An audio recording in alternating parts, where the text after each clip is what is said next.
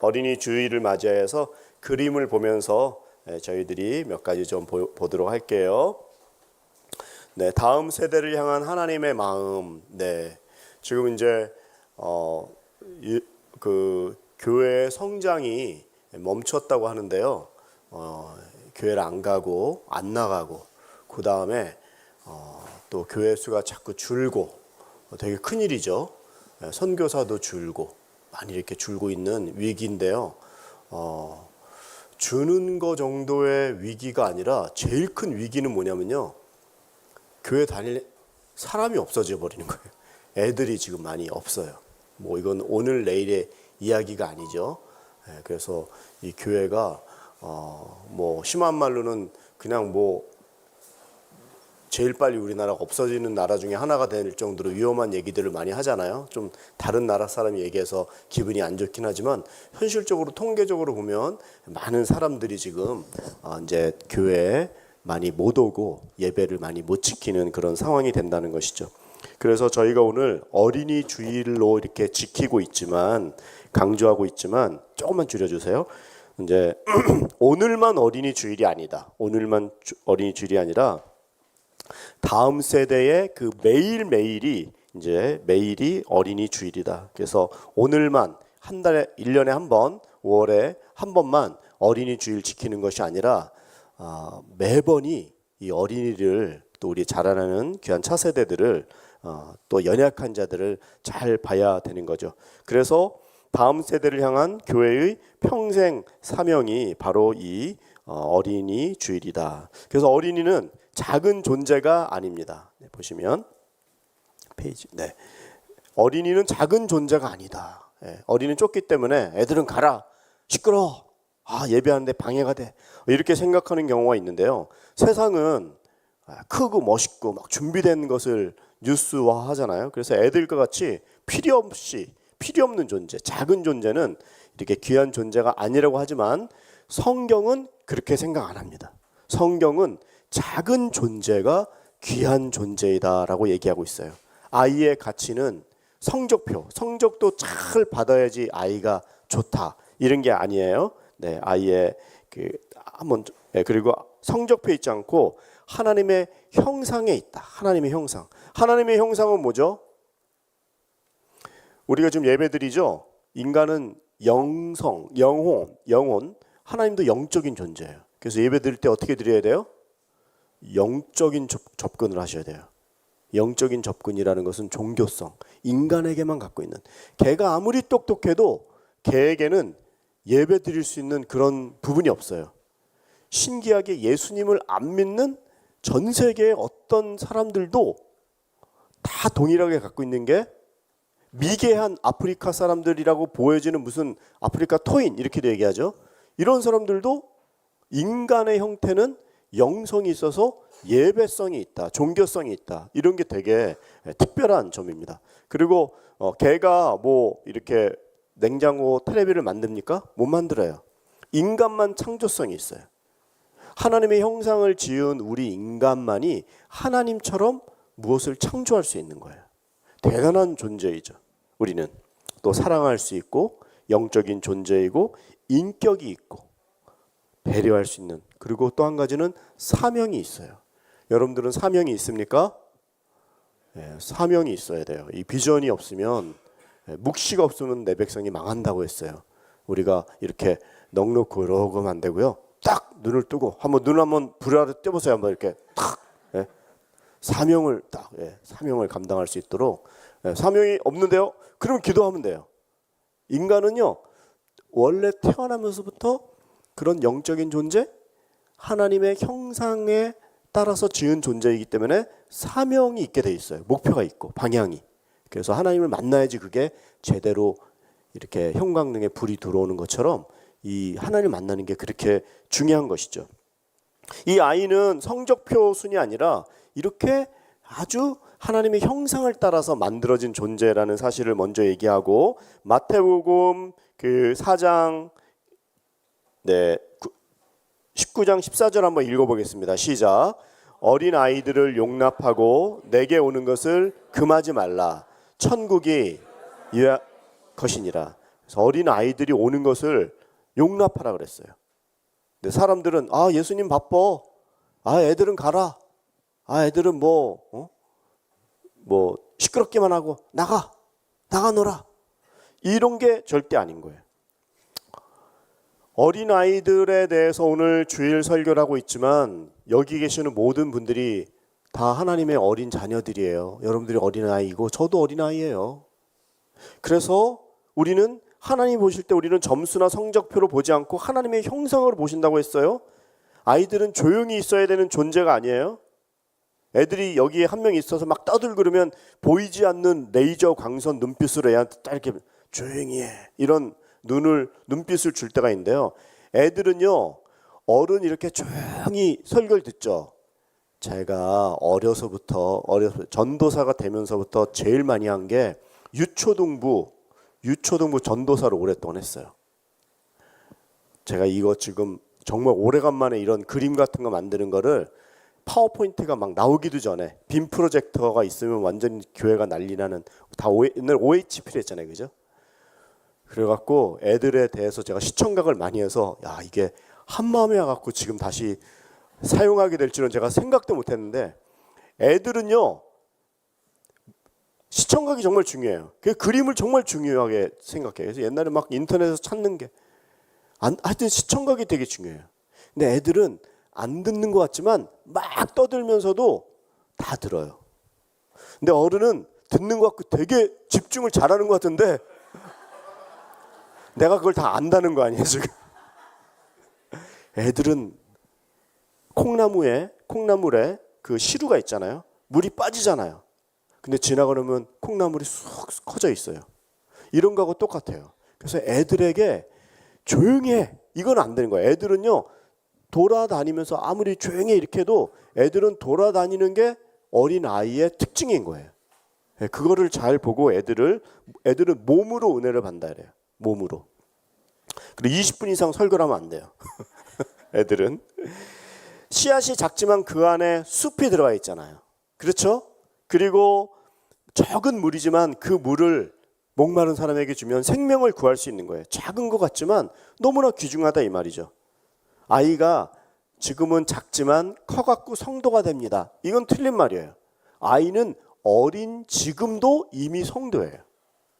아이의 예배를 하나님께서 드리세요. 우리 한마음도 마찬가지예요. 우리가 약한 것 같고 부족한 것 같지만 하나님은 여러분들을 성적표로 노래를 잘해야 되고 이래서 여러분들이 찬양을 받는 게 아니에요. 연약하고 부족한 어린아이와 같은 마음으로 나갈 때 그 예배를 받고 하나님의 은혜가 흐르는 그 원리는 작은 자에게 간다. 그래서 우리들도 연약하지만 우리보다 더 연약한 자를 도와주고 같이 손을 붙잡아주는 게 되게 중요한 거예요. 우리 안에 내가 보기에 나보다 더 어려운 것 같다. 그러면은 그분의 손을 잡아주는 게 하나님이 기뻐하는 거예요. 자, 옆에를 한번 보면서 이렇게 얘기해 주세요. 내가 도와줄게. 이렇게 한번 해주세요. 시작. 내가 도와줄게. 예. 못 도와주면 어떻게 해요?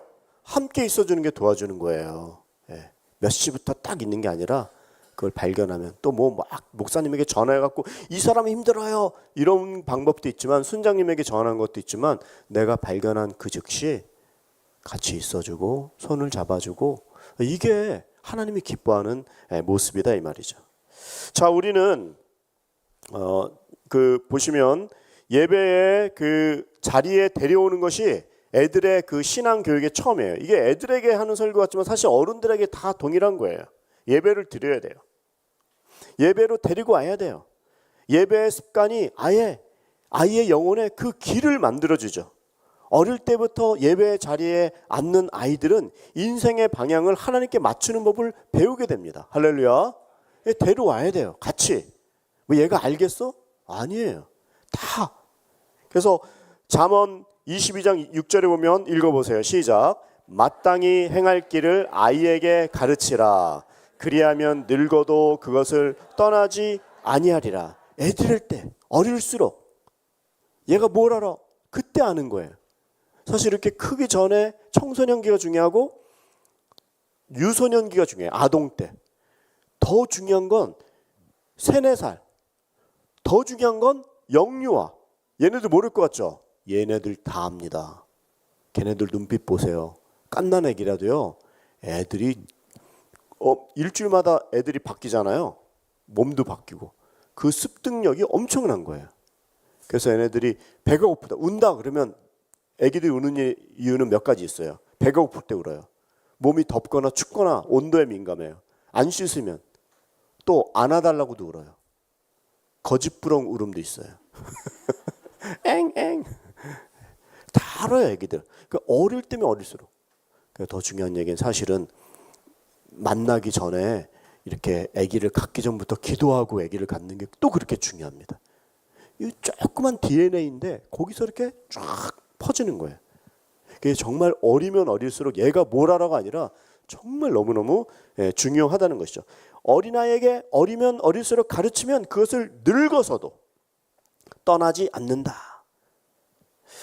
그래서 아기들을 이제 우리가 여기는 지금 아기가 없지만 애들이 없지만 여러분들 가정에 가면 자녀들이 있고 또 조카도 있고 친척도 있어요. 다 해당이 됩니다. 그래서 예배당에 데리고 오는 거는요. 건물로만 데리러 오는 것 이상으로 인생의 방향을 아이들에게 데려오는 거예요. 아기 때는 대부분 심심해갖고 할 일이 없어요. 요즘에 뭐 오락하느라고 안 오는 애들도 있지만 걔네들 밥 사주고 뭐 같이 나가자 그러면요. 교회 갔다 오면요. 이모가 고모가 삼촌이 손 붙잡고 와서 이렇게 해주는 거 이게 진짜 대단한 일입니다. 아무것도 아닌 일이 아니에요. 예배를 통해서 인생의 중심이 하나님께 있다는 것을 아이들이 배우게 되고요. 한마음도 마찬가지예요. 모든 예배자에게 공통이에요. 예배당에만 온 게 아니에요. 이 장소에만 온 게 아니에요. 여기서 방향을 결정하게 되는 것이죠. 그래서 어릴 때 예배의 경험이 인생의 영혼에 이 길을 내는 것이고 아이들이요 되게 눈치가 빨라요. 엄마 아빠가 같이 교회 가서 있는데 애들이요 엄마 아빠 반응을 봅니다. 아 진실하게 기도하는구나. 이런 걸 보면 아버지 엄마가 이 집하고 틀리고 진짜 신앙이 있구나. 이걸 알아요. 예배를 사모하면 예배의 중요성을 배우고 말씀 앞에 고개를 숙이면 겸손히 살아야 된다는 것을 배우고 부모가 찬양하면 사랑의 언어를 배우는 거예요. 이 애들이 얼마나 중요합니까? 부모의 손에 따라와서 같이 온 그 귀한 손이 커서도 하나님께 나아가는 그런 놀라운 그 시작이 바로 가정이요 어린아이의 예배다 이 말입니다. 제가 어릴 때 교회를 다녔을까요? 안 다녔을까요? 안 다니게 보여요? 저 잘 다녔어요 사실은. 예. 우리 아버지가 북한에서 전쟁 고아 같이 내려오셨어요. 그래가지고 나 슬퍼지려고 그랬다. 그래가지고 10살 때 이 아버지가 내려오셔가지고 공부도 못하고 그 막 노동을 하고 외로우니까 결혼을 빨리 해갔고요. 제가 3남매 중에 막내인데도 우리 아버지가 나를 29살에 낳았어요. 그래서 내가 잔병치레가 많이 없잖아요. 이미 그 첫째 둘째가 20대 초반에 나버린 거예요. 예? 근데 난 30대 그 20대 끝말에 이제 날 낳은 거죠 거의. 그러니까 이게 너무너무 감사한 게. 근데 우리 아버지가 그 예수님을 이렇게 믿다가 이제 북한에서는 뭐 장독에 이렇게 그 선교사님들하고 같이 사는데 장독에 장돌이 돌멩이가 날라와 갖고 예수 믿는 집 하나 막 그러면서 막 핍박을 받았다고 하더라고요. 그래서 제가 목사가 된다고 하니까 우리 고모가 우리가 7남매가 계셨는데 3분이 내려왔어요. 근데 내가 목사 된다고 하니까 야, 내 그런 게 너한테 갔구나 하면서 되게 놀라워 하시더라고요. 예. 근데 이분들은 다 이제 아예 결혼을 해갖고 자식들을 데리고 있었기 때문에 우리 아버지를 이렇게 케어를 못했어요. 그래가지고 맨날 뭐 주워 먹었다는 얘기하고 하면은 어릴 때 그런 얘기 들어봤자 애들은 그런 걸 잘 모르잖아요. 근데 어느 날 초등학교 때 우리 아버지가 회심을 하신 거예요. 회심 뭔지 알죠? 예수님을 딱 만난 거예요. 그래갖고 우리들을 다 교회를 보내기 시작한 거예요. 갑자기 왜 이러시나 우리 아버지가 이랬는데 어쨌든 간에 초등학교 저학년 때 저는 교회를 다니기 시작해서 제가 크리스마스 또 부활절 또 여름 성경학교 다 다니면 뭐 하는지 절기를 제가 다 배운 거예요. 오늘 제가 이 아동 설교하는 것도 안 듣는 것 같지만 사실 뭐 한 마음에 맞는 설교를 해야 되는데 이 원력에 대해서 스케줄에 따라서 교회의 일정에 따라서 이렇게 배우는 것도 되게 중요한 겁니다. 그게 다 지금 목회적인 의도가 있는 거예요. 여러분들에게 오늘 한 번은 이 1년에 한 번은 가정에 대해서 또 이 아이들에 대해서 이거를 이제 나누는 거죠. 근데 제가 하고 싶은 얘기는 아동 시절에 김철이가 신앙을 포기한 얘기가 있었어요. 여기 써져 있죠. 그것도 설교를 듣고 싶지 않아요? 전혀 반응이 없어요. 그냥 뭐 나 혼자 좋아요. 그냥 막. 주일학교 선생님이 얘들아 내가 너희들에게 재밌는 얘기 해줄게. 우리 막 눈을 크게 뜨고 듣잖아요. 근데 너네들 천국 얘기 해줄게. 천국 얘기. 천국에 가면 되게 좋아. 벌써 이 얘기를 할 때부터 우리는 막 몸을 비비 꼬고 막 돌아다니려고 하고 기도하면 이렇게 막 꼬집고 막 이렇게 하면서 예배를 드리잖아요. 애들인데. 근데 공과 공부 시간에 그 선생님이 탁 보면서 천국 얘기해 줄게. 천국에. 천국 가면 되게 좋다. 왜 좋은지 알아? 천국 가면 매일 예배 드려. 깨달았어 내가. 난 머리가 좋거든요. 난 판단이 빨라요. 아 교회 가면 안 되는구나. 죽어서도 천국 가는데도 예배 드리는 걸 이 지겨운 걸 어떻게 내가 다닐 수 있나. 판단이 빨라요. 안 돼. 그리고 중고등학교 때는 캠프까지는 같이 가요. 식당에 밥 먹으러 가요. 근데 예배는 못 드리겠어요. 그래서 나도 그 수련회까지 가서 그 앞에서 얼짱얼짱하지 그 예배를 못 들어가는 그런 아픔이 있기 때문에.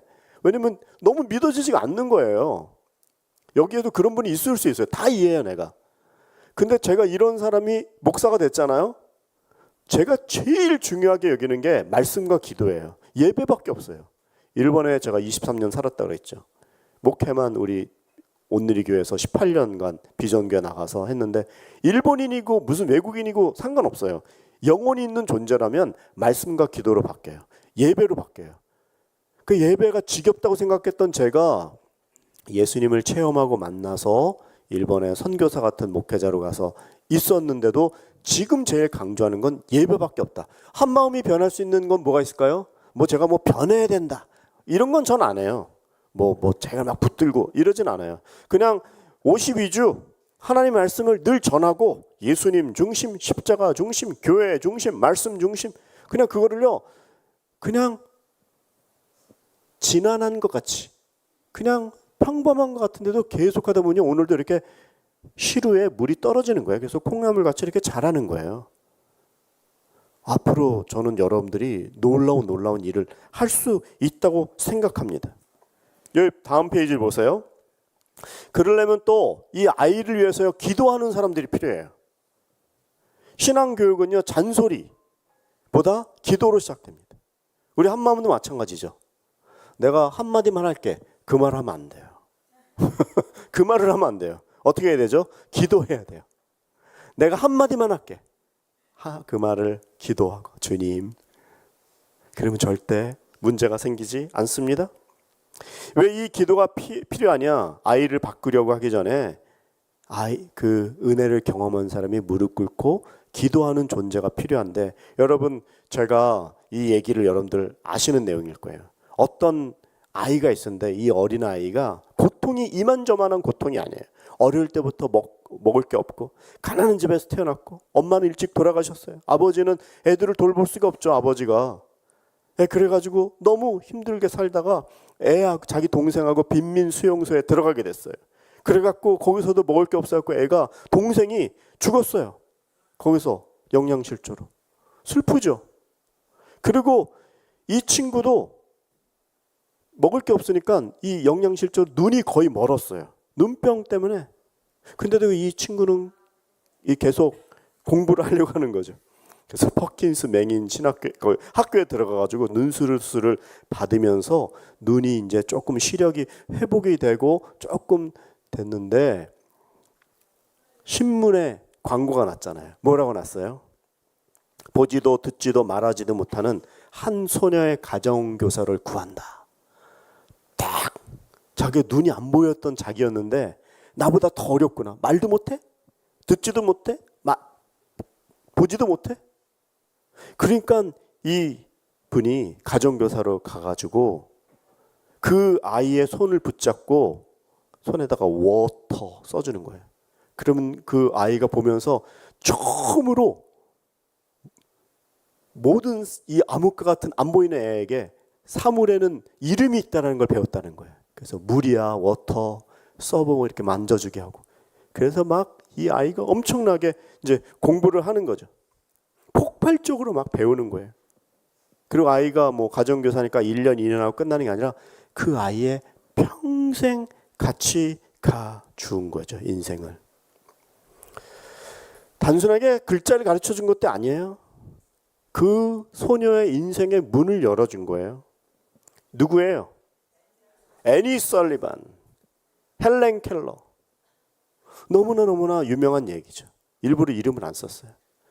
여러분 우리가 보기에 지금 여기서 보지도 못하고 듣지도 못하고 저 사람 너무나 연약하구나. 그런데 옆에 있어주면서 워터라고 써주면서 물을 만지게 해주는 그 정도는 할 수 있잖아요. 자기도 안 보였기 때문에 나도 이 친구에서 기도해주고, 연약하기 때문에 내가 뭐 선생이다 이렇게 생각하지 않고 같이 손을 붙들고 같이 있어주는 거. 이게 바로 우리 한마음에 가장 필요한 거 아닙니까?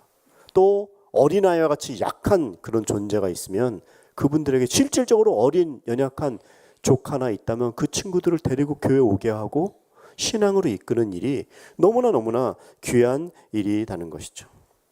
오늘 본문을 한번 읽어볼게요. 1장 1절을 한번 1장 5절을 한번 읽어볼게요. 제가 시작. 나는 그대 안에 있는 거짓 없는 믿음을 기억한다. 그것은 먼저 그대의 외할머니 로이스와 어머니 유니게 안에 있었던 것으로. 네. 디모데서는 바울이 디모데에게 목회 서신, 바울이 이제 거의 죽게 됐을 때, 죽기 전에 이제 순교하기 얼마 전이고 나이도 이제 많이 들었고 사역을 많이 하고 오래 했는데 막 여기저기 다니는 것보다 제일 중요한 건 뭘까요? 교회를 세우고 거기에 목회할 수 있는 목회자 세우는 게 최고예요. 여러분 부흥의 제일 가장 중요한 건요, 교회가 서는 거예요. 교회만 건물만 덩그러니 있으면 안 돼요.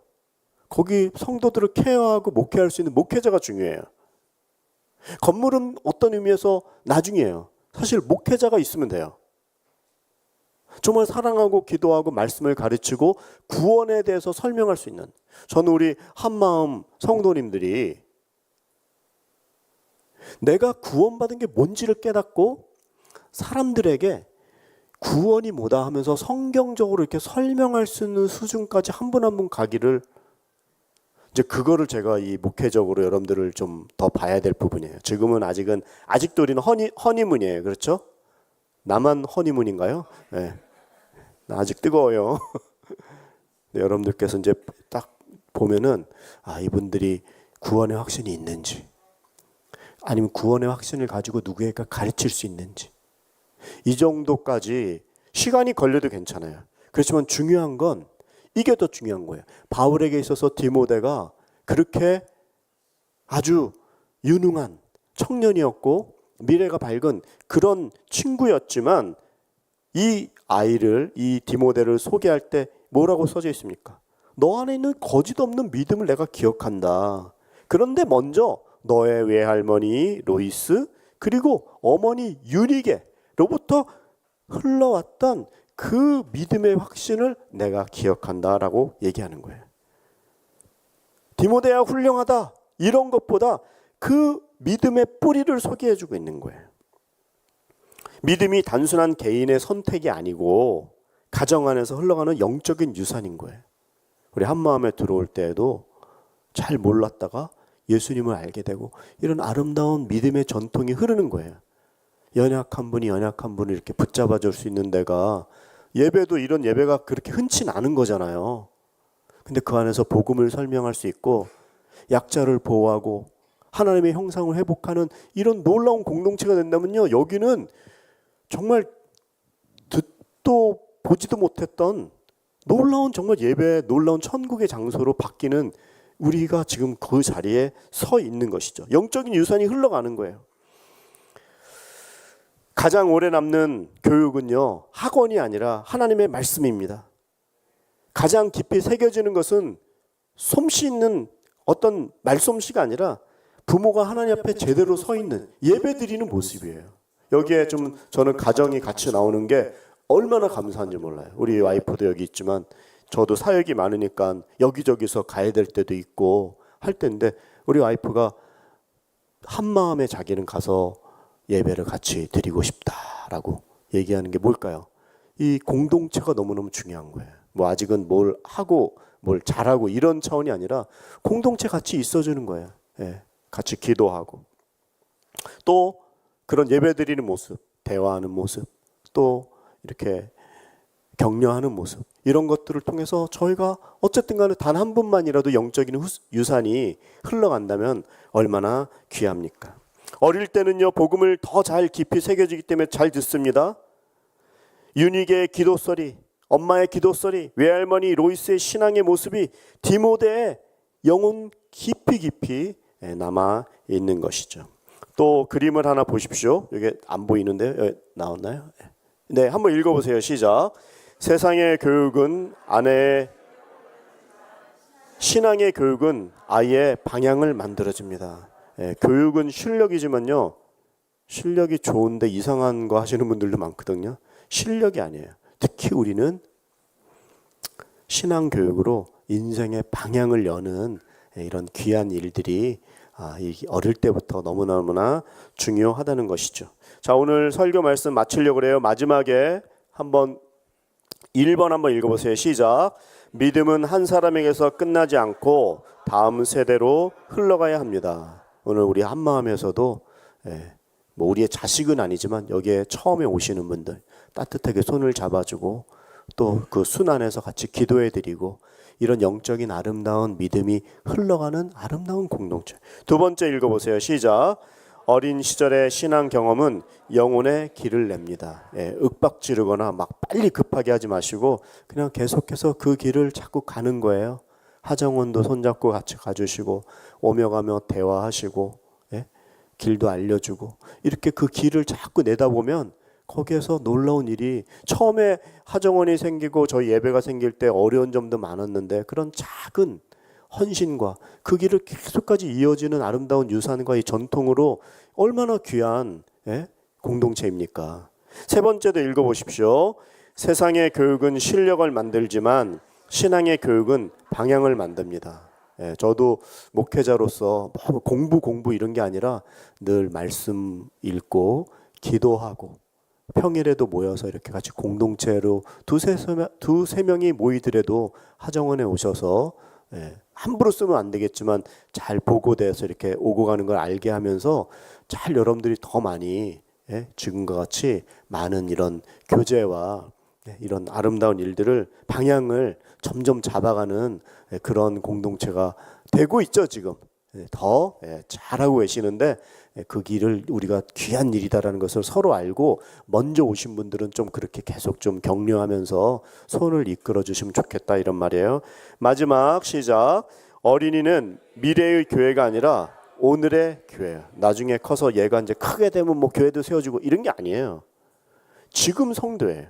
미래의 성도가 아니라 어린아이라고 할지라도 영혼이 있는 하나님을 찬양하는 그 순수한 기도와 그 순수한 열정을 하나님 다 아시는 거예요. 우리 한마음 공동체는 한 분 한 분들이 정말 하나님이 어린아이와 같이 여러분들을 보고 계세요. 약점도 있고 외로움도 있을지 모르지만 하나님 여러분들을 사랑하시고 어린아이와 같이 순수하게 따라가는 이 길이 절대 틀리지 않다는 것을 알고 같이 아름다운 공동체, 또 우리 주위에 있는 어린아이들 잘 돌보면서 성장하는 저희들 되길 축복합니다. 기도하겠습니다. 하나님 아버지, 우리 주위에 아직까지 전후 좌우를 모르는 분간하지 못하는 많은 친구들이 있습니다. 주께서 이 시간에 함께하여 주시고 이들의 영혼을 저희들이 함께 붙들어 줄 수 있도록 저희들에게 다시 한번 새 힘 주시고 이 한마음 공동체가 더욱 겸손하게 또 나중 온 자들을 잘 섬기는 아름다운 이런 신앙의 유산과 전통이 이어질 수 있도록 계속해서 축복하여 주시옵소서. 예수님의 이름으로 기도드리옵나이다. 아멘.